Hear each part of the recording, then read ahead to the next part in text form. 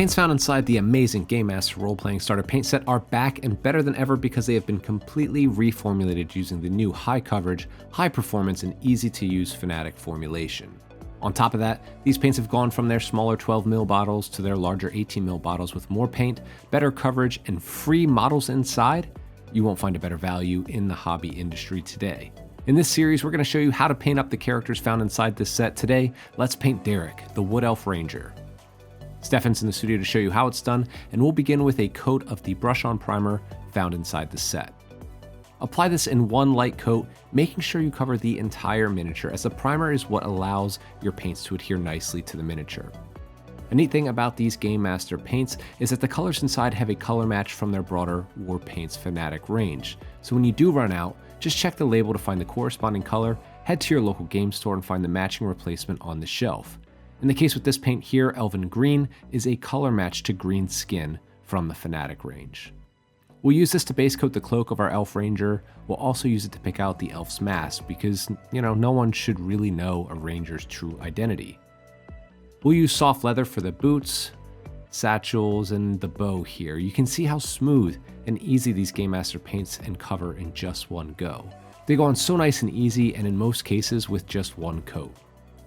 Next, we use Chaotic Black for the details like the hilt of the bow, the scabbard, and some other details here on the miniature. We'll use Rosy Skin for any of the flesh that's showing on the miniature, like his hands and forehead, and of course those pointy little ears. We'll apply a smooth coat of angelic yellow for the Ranger's golden hair. If you feel the need, you can always go by and add a second coat of this yellow to get really bright, strong coverage. Speaking of gold, grab some dwarf gold and apply this to all of the armored bits on the miniature.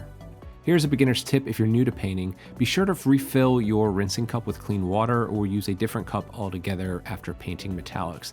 That way you don't contaminate any future colors. And when you're using this dwarf gold, take your time on some of these smaller details. Be as neat as you can. If you do happen to paint outside the lines at this stage, you can go back and tidy it up with just a simple coat of the previous color.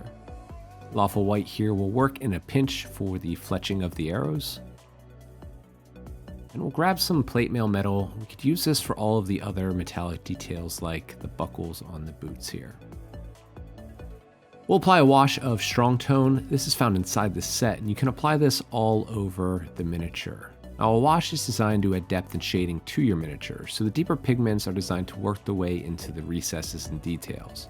The slower drying time of the wash enables you to play with the paint a bit more to make sure it's settling exactly where you want it to. You want to make sure that the wash is completely dry before the next steps, which are totally optional because at this stage, once it is dry, your miniature is tabletop ready. If you would like to take it another step further, grab some of that dwarf gold for a base coat highlight. Now, a base coat highlight is when you use the base coat after the wash step to redefine the raised details, which helps to clean up and brighten the model a bit. We'll repeat this process with Rosy Skin, being careful to not get any of this paint over the washes that have settled into the recesses.